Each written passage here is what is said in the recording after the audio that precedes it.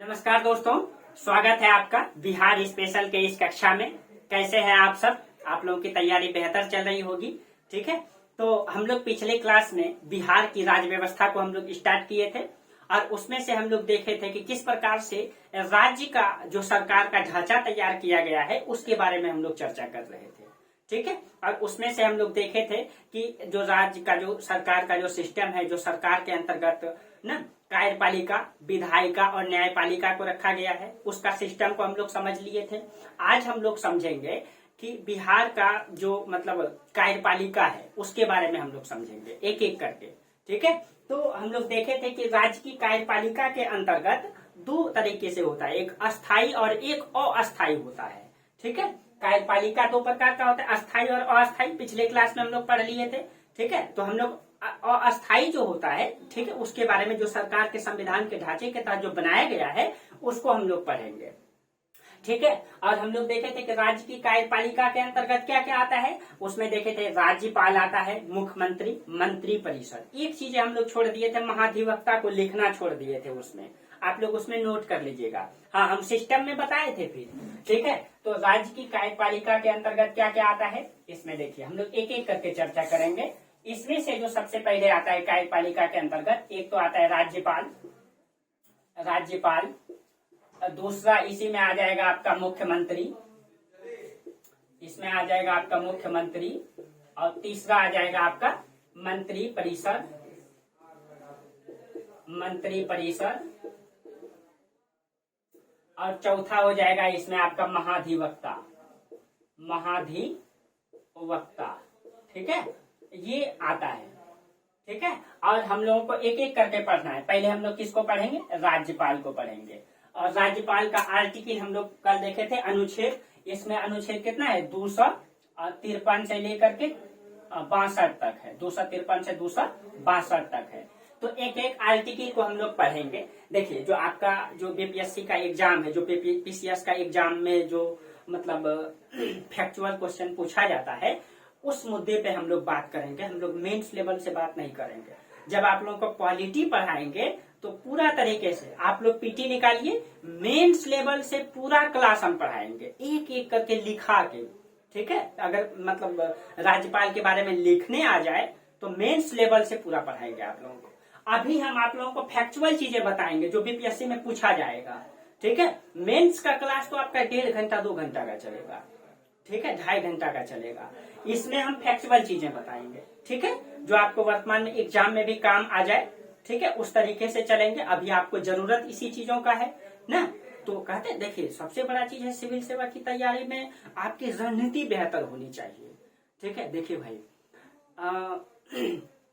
Civil सेवा की तैयारी हर कोई करता है, लेकिन हर कोई सिविल सेवक नहीं बन जाता है। ठीक है, उसके लिए हर चीजें जरूरी होता है। ठीक है, सिर्फ पढ़ाई ही जरूरी नहीं होता है। आपके अंतर आत्मा से एक आवाज, ईमानदारी की आवाज आनी चाहिए कि वास्तविक रूप में आप एक सिविल सेवक अधिकारी के रूप में नियुक्त हो सकते हैं। उस तरीके से कर्मठ हैं, ईमानदार हैं, वास्तविक में वो गुण है आपके अंदर। ठीक है, और सबसे बड़ी चीज होती है रणनीति। इसीलिए रणनीति से तैयारी करना है। तो हम लोग राज्यपाल को पढ़ेंगे। देखिए, हम आप लोगों को सिस्टम में बताए थे, ध्यान कीजिए। हम आपको बोले थे कि कार्यपालिका हम लोग कैसे बनाए थे। मान लीजिए बिहार का राज्य को कौन चलाता है? तो सरकार चलाती है। कौन चलाती है? सरकार। अब बोलेंगे सरकार कौन कौन सा सरकार के कितने अंग हैं? तो कल हम लोग बोले थे कि इसमें हो जाएगा आपका विधायिका ना, विधायिका, एक हो जाएगा आपका कार्यपालिका, कार्यपालिका, और एक हो जाएगा आपका न्यायपालिका। इसको हम समझाने के लिए बता रहे हैं, इसको लिखना नहीं है। तो बिहार को कौन चलाता है? सरकार चलाती है। ठीक है, उसी तरह देश को भी सरकार चलाती है। तो हम बिहार के बारे में बात करेंगे। बोलेंगे सरकार के अंतर्गत कौन कौन आता है भाई? विधायिका आता है, कार्यपालिका आता है और न्यायपालिका आता है। क्लास में हम लोग चर्चा किए थे। अब देखिए, हम लोग किसके बारे में चर्चा करेंगे? कार्यपालिका के बारे में ना। तो हम लोग ये देखे थे कि विधायिका के अंतर्गत हम लोग बोले थे कि राज्य में विधानमंडल की व्यवस्था किया गया है। विधानमंडल की व्यवस्था किया गया है। अब विधानमंडल का 2 अंग है बिहार में। एक हो जाएगा विधानसभा और दूसरा क्या हो जाएगा? विधान परिषद। सब राज्य में विधान परिषद नहीं है, सिर्फ वर्तमान में 6 राज्य में है, बता दिए थे। ठीक है, यूपी, बिहार, महाराष्ट्र और कर्नाटक, आंध्र प्रदेश, तेलंगाना, ये 6 राज्य में है विधान परिषद। अब देखिए तो विधायिका के अंतर्गत विधान परिषद, विधानसभा और यहाँ पे हो जाएगा आपका मंत्री परिषद का गठन किया जाता है। और यहाँ पे होता है आपका राज्यपाल, ये सब सहयोग से काम करता है। इसका बहुमत दल का नेता सीएम होता है। चर्चा किए थे हम लोग। तो विधायिका के अंतर्गत ये सारी चीजें आता है। विधान परिषद का मेंबर को एमएलसी और एमएलए, ठीक है, और इसी का बहुमत दल का नेता विधायिका में ही सीएम हो जाएगा, क्योंकि सीएम इसका मेंबर होता है या इसका मेंबर होता है, तो वो विधायिका में भी आएगा और कार्यपालिका में भी आएगा। अब हम लोग कार्यपालिका के तौर पे देखे थे, इसी सरकार को चलाने के लिए कार्यपालिका होती है, जो 2 प्रकार का होता है। एक होता है अस्थायी तरीके से और एक होता है अस्थायी तरीके से, जिसका कार्यकाल निश्चित होता है 5 साल या 6 साल। अस्थायी हो गया, उसका सरकार गिर गया, वो काम खत्म उसका। तो अस्थायी, ठीक है, अस्थायी तरीके से होता है। और अस्थायी में कौन कौन होता है, हम लोग बोले थे, ये राज्यपाल हो जाएगा, इसी में आपका यहाँ पे सीएम हो जाएगा न, और इसी में आपका मंत्री परिषद हो जाएगा, और इसी में आपका हम बताए थे महाधिवक्ता। याद कीजिए, हम अनुच्छेद भी बताए थे, मतलब 165 न, यहाँ पे हो जाएगा आपका महाधिवक्ता। ठीक है, तो हम लोग देखिए कार्यपालिका को इसी में हम लोग पढ़ेंगे। कार्यपालिका में किसको पढ़ना है, पहले राज्यपाल को पढ़ेंगे, सबसे पहले है तो। ठीक है, इसीलिए हम लोग आज कौन सा टॉपिक है, कार्यपालिका। ये फिगर आपका दिमाग में हमेशा चलना चाहिए। पहला क्लास को एकदम बारीकी से पढ़ लीजिए, ठीक है, और ये चीजें बना लीजिएगा ना सिस्टमेटिक तरीके से, कहीं दिक्कत नहीं होगा। ठीक है, आर्टिकल भी ध्यान में रहेगा, अनुच्छेद। ठीक है, अब चलिए राज्यपाल के बारे में हम लोग देखते हैं कि राज्यपाल का क्या क्या कॉन्सेप्ट होता है। और तीसरा में होता है न्यायपालिका, राज्य में हाईकोर्ट होता है राज्य स्तर पर, बता दिए थे कल। चलिए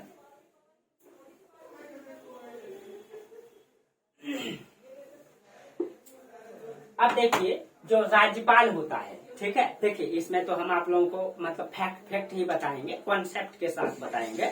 जो राज्यपाल होता है ये कार्यपालिका का प्रधान होता है ना। अब इसके बारे में एक एक चीज हम लोग समझ लीजिए। ये कार्यपालिका का प्रधान, कार्यपालिका आप लोग समझेंगे, कार्यपालिका कौन कौन होता है, कार्यपालिका का प्रधान होता है, कार्यपालिका का प्रधान। ठीक है, ये प्रधान सिर्फ होता है, संवैधानिक प्रधान होता है। ठीक है, संवैधानिक प्रधान होता है, यह संवैधानिक प्रधान होता है। लेकिन कार्यपालिका का वास्तविक प्रधान होता है मुख्यमंत्री। वास्तविक प्रधान कौन होता है, मुख्यमंत्री। कैसे होता है तभी हम बता देंगे। ठीक है, मुख्यमंत्री जो है वास्तविक प्रधान होता है, वास्तविक प्रधान होता है। ठीक है, क्यों, क्योंकि देखिए मुख्यमंत्री जो है लोग विधानसभा का बहुमत दल का नेता है, जनता उसको चुन के भेजा है। ठीक है, मुख्यमंत्री बोलेगा राज्यपाल को कि फला मंत्री को मंत्री बनाना है, फला व्यक्ति को, तब बनाएगा। यानी कि राज्यपाल जो है मुख्यमंत्री की सलाह से काम करेगा। इसीलिए यानी कि राज्य का कोई भी बिल पास होगा तो उसमें खाली सिग्नेचर नाम मात्र का होगा राज्यपाल का, लेकिन वास्तविक रूप से काम कौन करते हैं, सीएम ने। देखिए राज्यपाल गए, मुख्यमंत्री गए, भाषण वूषण दिए पूरा तरीके से, ये योजना आना चाहिए, फला चिला आना चाहिए। अब योजना आया, मुख्यमंत्री के भाषण से सिग्नेचर होगा राज्यपाल का उसमें, तो राज्यपाल खाली मुखौटा तरीके से हो जाएगा, संवैधानिक, लेकिन वास्तविक प्रधान मुख्यमंत्री होगा। ठीक है, अब देखिए राज्यपाल से संबंधित कुछ अनुच्छेद को एक एक करके हम लोग देख लेते हैं। कितना अनुच्छेद है इसका, 253 से लेकर 262 तक है। एक एक आर्टिकल को पहले हम लोग देख लेते हैं, फिर हम एक एक करके चर्चा कर देंगे। देखिए अनुच्छेद एक एक करके आप लोग इसको लिख लीजिएगा। 253, 254, यहाँ पे, यहाँ अनुच्छेद कितना, 253, अनुच्छेद 254, एक एक करके आप लोग सबको लिख लीजिएगा। ठीक है, 255, 256, 257, 258, 259, 260। ठीक है, फिर इतना देख लें, फिर दो उधर देखेंगे। देखिए अनुच्छेद 253 में राज्यपाल की पद के बारे में चर्चा किया गया है कि राज्य में एक राज्यपाल होगा, एक पद होगा, राज्यपाल का पद होगा। तो अनुच्छेद 253 में पद की चर्चा किया गया। इसमें सिर्फ और सिर्फ हम फैक्ट के अनुसार कॉन्सेप्ट से चलेंगे, ठीक है। और इसमें जो है 153 में कहा गया है, सॉरी 253 लिखा गया ना, 153 होगा, गलती हो गया है। 152 से 237 है ना, तो यहाँ 153 होगा, सॉरी यहाँ 1 कर लीजिए आप लोग, ठीक है, क्योंकि 152 हम ध्यान नहीं दिए थे, 101 कर लीजिए आपके बारे में, ठीक है। देखिए तो 153 में क्या कहा गया है, पद के बारे में, ठीक है। और सॉरी 152 में पद है, तब 153 में वो 152 में पद की चर्चा किया गया है। पद की चर्चा जो है ना, अनुच्छेद 152, 53 में तो उसकी ये पद है। और अनुच्छेद 153 में कहा गया है कि राज्य के लिए राज्यपाल होगा, वही बात है। यहाँ पे कहा गया है कि राज्य के लिए राज्यपाल होगा, ठीक है, राज्यपाल होगा। 152 में कहा गया है कि एक पद होगा, किसका पद होगा, तो राज्यपाल का पद होगा, ठीक है। उसके बाद 154 में राज्य की कार्यपालिका शक्ति इसके पास होगा, तो यहाँ पे लिख दीजिएगा राज्य की कार्यपालिका शक्ति, कार्यपालिका शक्ति इसके पास होगा, ठीक है। कैसा शक्ति, वास्तविक रूप में, मुखौटा रूप में, क्या, यानी कि कार्यपालिका का पावर सबसे ऊपर का, कार्यपालिका का प्रमुख पूछेगा तो कौन, राज्यपाल है, ऐसे। लेकिन पूछेगा कि वास्तविक प्रधान कौन, तो मुख्यमंत्री है, ठीक है। ये तो कार्यपालिका का शक्ति इसके पास। 155 में राज्यपाल की नियुक्ति के बारे में कहा गया है। इसमें कहा गया है कि राज्यपाल की नियुक्ति कौन करेगा, इसमें नियुक्त होगा ये, इसकी नियुक्ति कौन करेगा, अभी इसके बारे में चर्चा करेंगे। आप लोग जानते हैं तो कमेंट करके बताइएगा, ठीक है। राज्यपाल की नियुक्ति। उसके बाद 156 में कहा गया है कि इसका कार्यकाल कितना होगा, इसके कार्यकाल के बारे में चर्चा किया गया है कि ये कार्यकाल, इसकी कार्यकाल के बारे में, ठीक है। और 157 में इसका राज्यपाल के लिए पद की शर्तें कहा गया है। इसमें 157 में राज्यपाल की पद के लिए शर्तें क्या क्या होगा, ठीक है, शर्तें, ये इसमें चर्चा किया गया है, ठीक है। और 158 में भी उसी प्रकार से राज्यपाल के पद के लिए कुछ प्रावधान लाया गया कि शर्त में क्या क्या प्रावधान होगा, इसमें भी पद की ही चर्चा किया गया है। उसी प्रकार से कॉन्सेप्ट में आएंगे तभी हम चर्चा करेंगे, ठीक है। 159 में राज्यपाल का शपथ के बारे में चर्चा किया गया। ये शपथ जो है,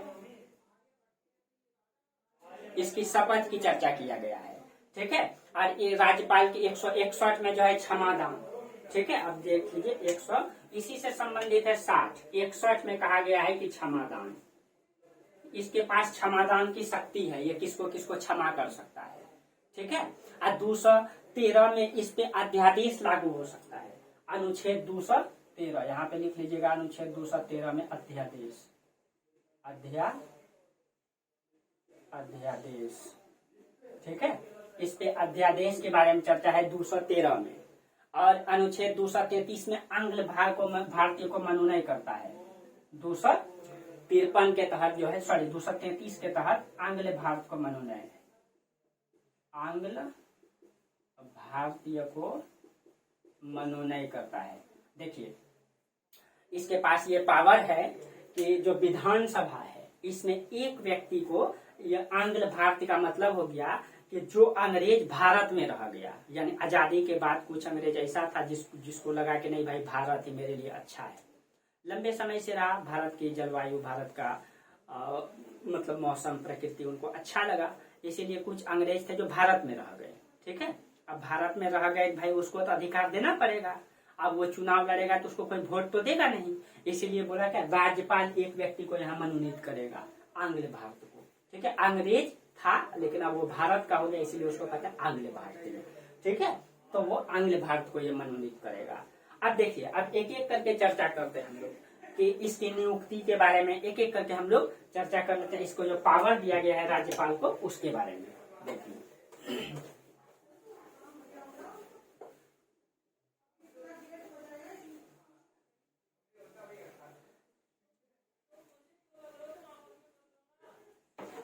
देखिए, अब देखिए राज्यपाल की जो नियुक्ति है उसके बारे में हम चर्चा करते हैं कि राज्यपाल की नियुक्ति कौन करेगा।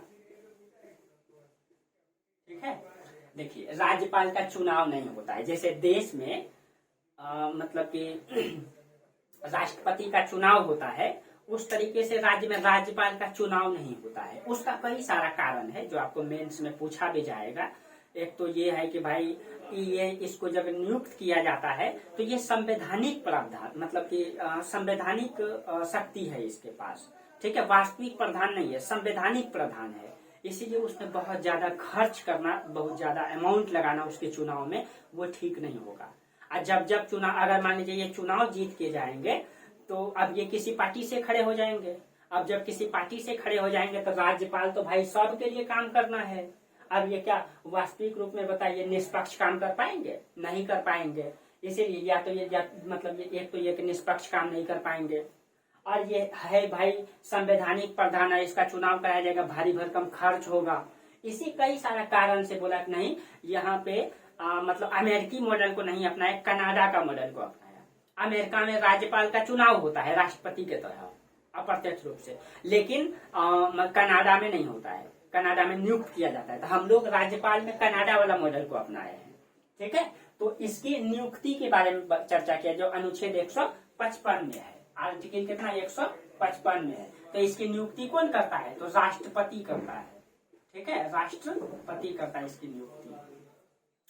तो राष्ट्रपति इसको नियुक्त कर देंगे डायरेक्ट। अब किसी भी व्यक्ति को कर देंगे? नहीं, किसी को नहीं करेंगे। अभी एक एक करके हम चर्चा करते हैं। उसके लिए योग्यता होनी चाहिए। ठीक है, अब क्या योग्यता होनी चाहिए तो उसके बारे में पहले देखिए। और दूसरा चीज है इसका कार्यकाल कितना होगा। ठीक है, इसका जो है कार्यकाल कितना होगा। तो अगर किसी भी राज्यपाल को नियुक्त किया जाता है उसका कार्यकाल 5 वर्ष का होता है, लेकिन ये राष्ट्रपति के प्रसाद पर्यंत काम करते हैं। ये इसका प्रावधान अनुच्छेद 156 में है। अनुच्छेद 156 में है। ठीक है, इसका कार्यकाल कितना होता है? 5 वर्ष। लेकिन यहाँ याद रखिएगा राष्ट्रपति के प्रसाद पर्यंत काम करेंगे। ठीक है, यानी कि राष्ट्रपति इसको कभी भी हटा सकते हैं, इसके प्रसाद पर्यंत काम करेंगे। प्रसाद दिए तो रखो, नहीं दिए तो नहीं रखो। यानी कि कार्यकाल 5 वर्ष का देखिएगा, लेकिन किसी भी राज्य में राज्यपाल 5 वर्ष होता ही नहीं है, 2 साल 3 साल रहता है। नहीं देखते हैं, क्योंकि पार्टी बदलता है, राज्यपाल को बदलना पड़ता है। इसीलिए तो राष्ट्रपति के प्रसाद पर्यंत ये काम करते हैं, ये ध्यान में रखिएगा। उसके बाद इसके शपथ इसको कौन दिलाता है? ठीक है, इसकी शपथ की चर्चा किया गया है कि इसको जो है शपथ कौन दिलाता है। अनुच्छेद 159 में इसकी चर्चा किया गया है।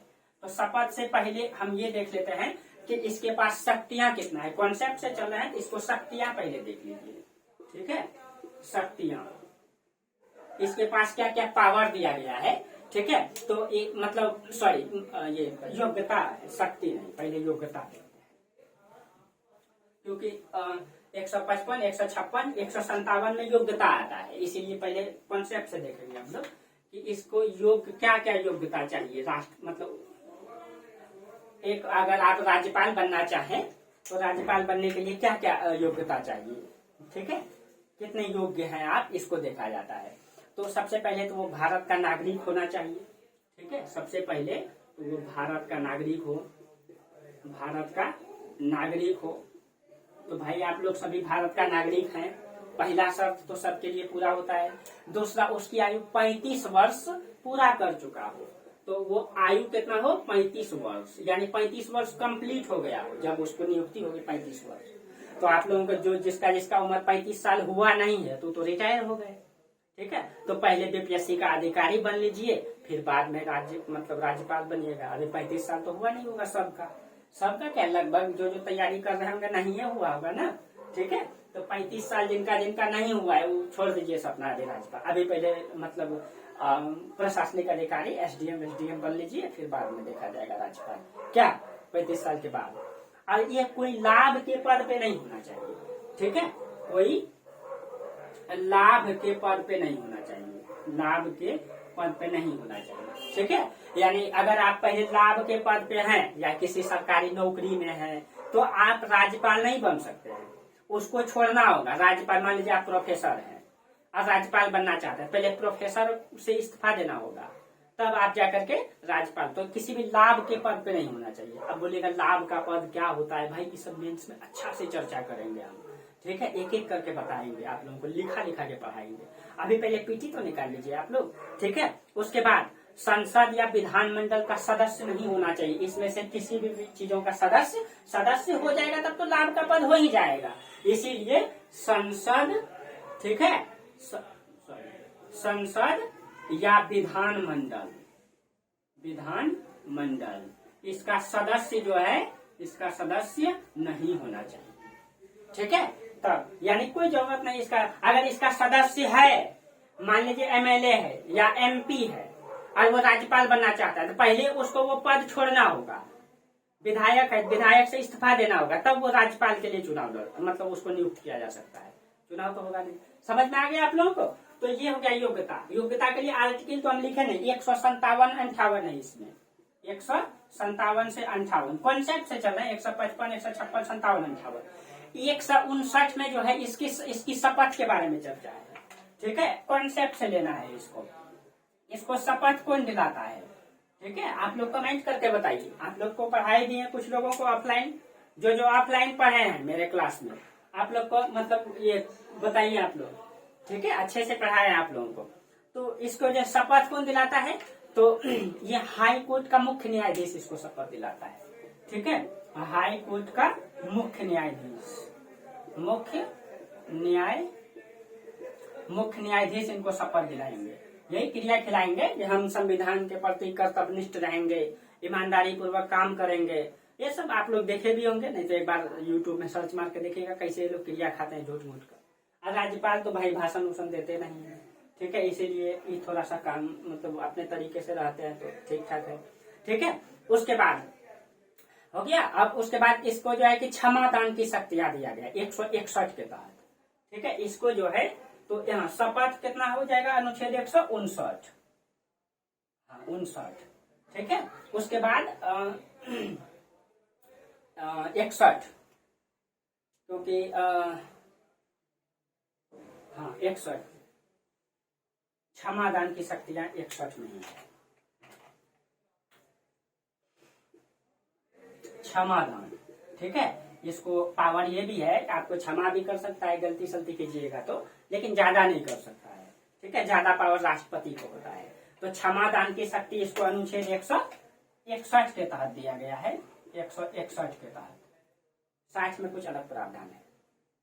देखिए मतलब केवल राज्य सूची के विषय पर ये क्षमादान दे सकता है, ठीक है। यहाँ याद रखिएगा केवल राज्य सूची के विषय पर ये क्षमादान कर सकता है, ठीक है। जैसे कि मान लीजिए किसी भी व्यक्ति को फांसी की सजा हो गया है, ठीक है, मतलब पहले वो जिला कोर्ट गया, वहां उसको फांसी की सजा सुनाया, हाई कोर्ट भी फांसी की सजा सुनाया, सुप्रीम कोर्ट गया, वो भी उस फैसले को बरकरार रखा, यानी कि फांसी की सजा सुनाया, ठीक है।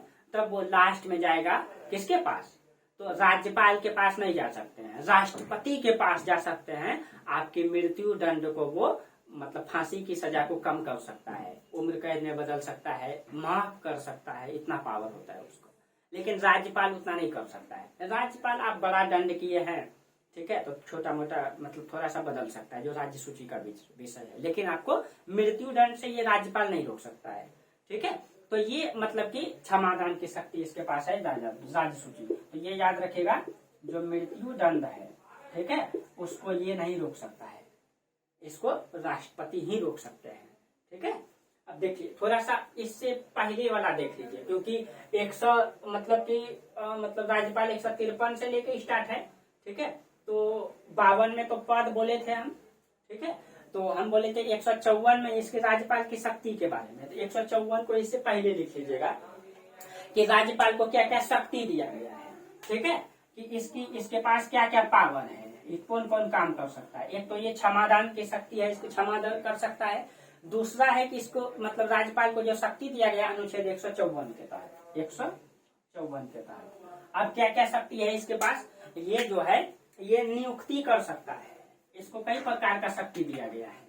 ये नियुक्त कर सकता है, किसको किसको नियुक्त करता है, तो सबसे पहले तो सीएम को ये नियुक्त करता है। यानी कि अगर विधानसभा में जो बहुमत पास होता है, ठीक है, मान लीजिए कि विधानसभा किसी बिहार में 243 है, 243 गो विधायक है, और आप मान लीजिए कि 243 विधायक में 122 विधायक को मतलब जिस तरीके से जादू टोना मार के पैसा दे के जैसे भी 122 को अपने कैप्चर में कर लिए, और वो 122 जो आप बोल रहे हैं वही कर रहा है। तो मान लीजिए अभी नीतीश कुमार जी सीएम है, ठीक है, और आपके पास ऐसा जादुई छड़ी आ जाए ऊपर से एलियंस दे दे आके कि आपको मतलब इस शक्ति आ जाए कि 122 विधायक को अपने कैप्चर में कर लिए, ठीक है। नीतीश कुमार को ये बात पता भी नहीं है, आप चुपके से गए राज्यपाल के पास, राज्यपाल को दावा ठोक दिए कि मेरे पास 122 व्यक्ति है, हमको सीएम नियुक्त कीजिए, बोलेगा साबित करो, तो 122 का सिग्नेचर करके दे दीजिए आप, ठीक है। तो राज्यपाल आपको तुरंत नियुक्त कर देगा सीएम, नीतीश कुमार बैठले रह जाएगा घर में, बोले उसका सब पावर खत्म, अब आप सीएम, ठीक है। लेकिन बाद में आपको इन दोनों में किसी एक का मेंबर बन जाना पड़ेगा। कोई भी व्यक्ति आपके पास आ गया पावर, विधायक को खींच लीजिए आप सीएम, ठीक है, लेकिन बाद में 6 महीना तक रह सकते हैं, और 6 महीना के बाद या तो विधानसभा का या विधान परिषद का मेंबर बन जाइए, नहीं बन पाइएगा 6 महीना तक तो सीएम बन के रहिएगा। उसके बाद क्या इतिहास में नाम हो जाएगा आपका, बिहार का सीएम रह चुके हैं क्या। चलिए अब देखिए, तो इसका शक्ति क्या क्या है, सीएम की नियुक्ति कर सकता है, मंत्री परिषद का, राज्य के वित्त आयोग का, आप लोग लिख लीजिए, हम बोल देते हैं। सीएम का नियुक्ति कर सकता है, प्लस में मंत्री परिषद का कर सकता है, मंत्री परिषद का, ठीक है, आप लोग ठीक से लिखिएगा यहाँ, मंत्री परिषद का, राज्य का जो वित्त आयोग है उसका आप लोग लिख लीजिएगा कोमा दे के, राज्य का वित्त आयोग, ठीक है, राज्य का लोक सेवा आयोग, जो आप लोग जाइएगा, ठीक है, आप एसडीएम बनिएगा, बीडीओ सीओ बनिएगा, आपके राज्यपाल मतलब ये करेंगे, नियुक्त करेंगे आपको, ठीक है, उसके सामने कसम खाना पड़ेगा आपको, राज्यपाल के सामने में बैठ के। लोक सेवा आयोग का, ठीक है, कुलपति का, जो मतलब यूनिवर्सिटी के जो कुलपति होते हैं न, कुलपति की भी नियुक्ति यही करते हैं। उसके बाद राज्य के जो चुनाव आयुक्त होता है उसकी नियुक्ति करते हैं, जिला जज की नियुक्ति करते हैं, ठीक है, लेकिन हाई कोर्ट की जज की नियुक्ति ये नहीं करेंगे, ठीक है। हाई कोर्ट राज्य स्तर का होता है, हम पहले बोले थे, लेकिन राज्य के लिए पर्सनली नहीं होता है, ठीक है, क्योंकि कई सारा हाई कोर्ट है जो 2-3 राज्यों की मामला को देख रहा है, ठीक है, इसीलिए ये मतलब जो मतलब high court, supreme court, high court, जिला न्यायाधीश बनाया गया, ये सिस्टमेटिक है, ये किसी भी राज्य के लिए एक पर्सनली नहीं बना दिया गया कि राज्य के लिए ऐसा ही होगा, नहीं, ठीक है। इसीलिए तो हाई जो राज्य का हाई कोर्ट होता है उसकी नियुक्ति राष्ट्रपति करते हैं, लेकिन हाँ उसमें राज्यपाल की सलाह लेते हैं वो, ठीक है।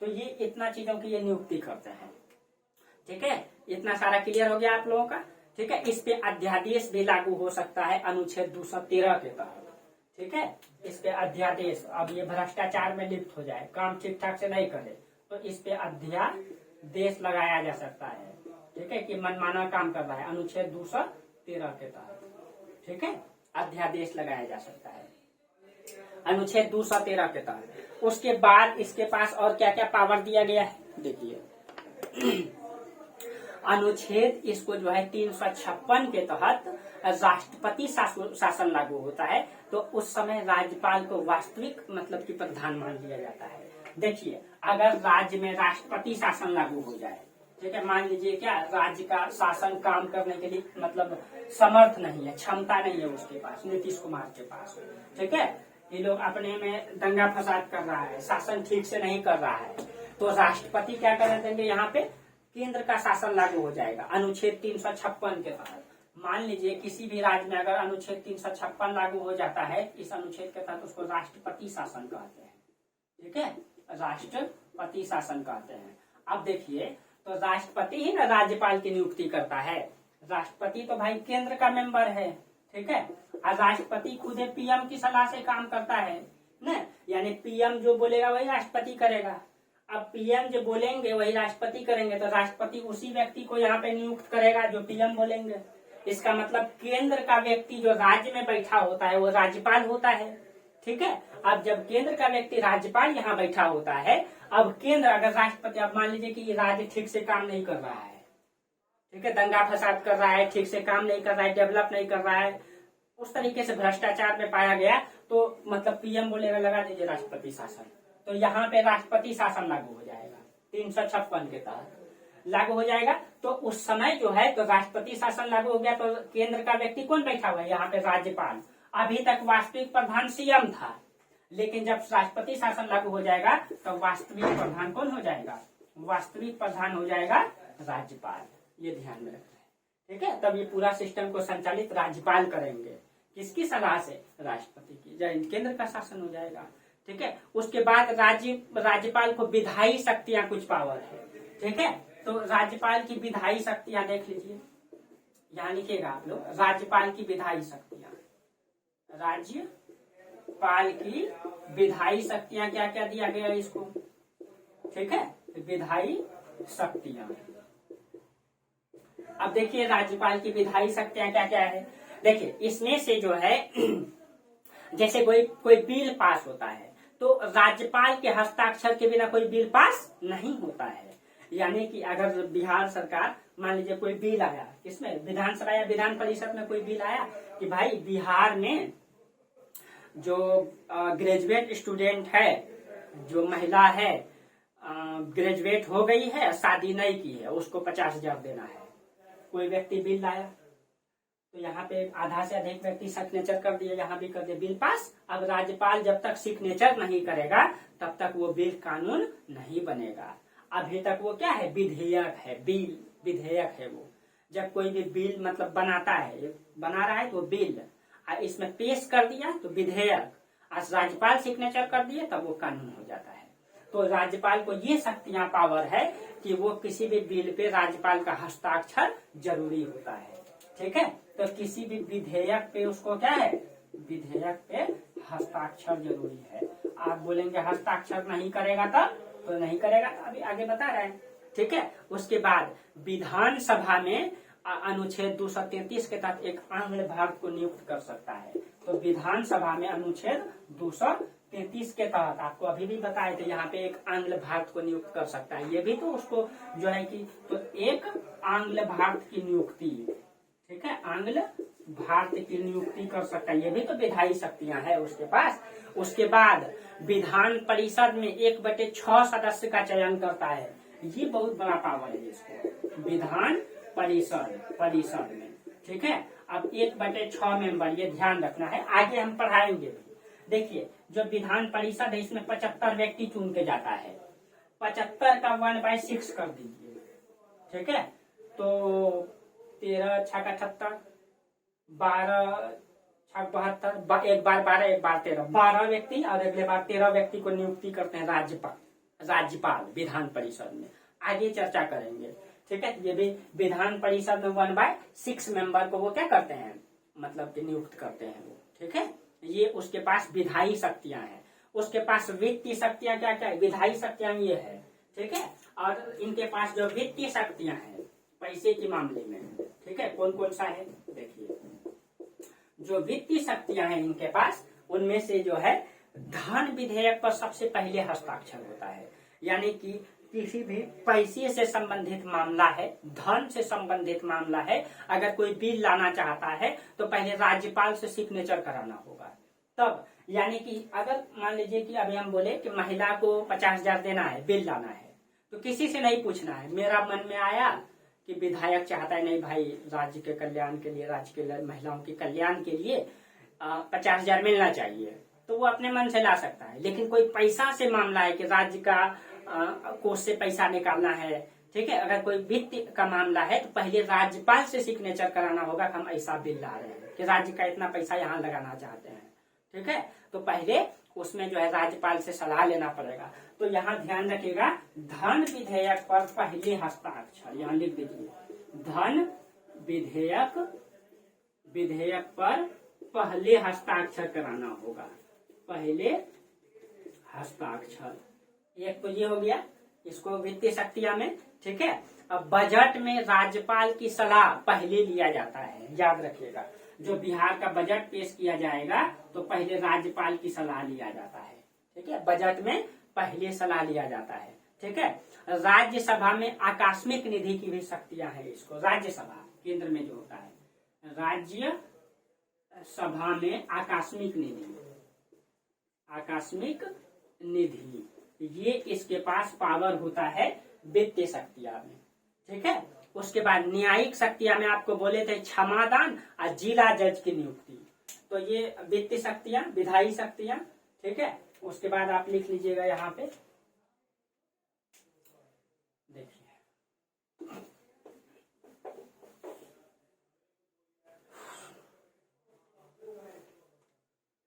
तो देखिए न्यायिक शक्तियां आप लिख लीजिए। अगला न्यायिक, न्यायिक आप लोग कॉन्सेप्ट से लिखिएगा एक एक करके, आपको नोट्स में मिल भी जाएगा, ठीक है। टेलीग्राम में जुड़ जाइएगा, आप लोग को सबको नोट्स मिल जाएगा। तो जो वित्तीय शक्तियां हैं, सॉरी न्यायिक शक्तियां हैं, उसमें तो इसको क्षमादान की शक्तियां हैं, क्षमादान, ठीक है, राज्य सूची पर।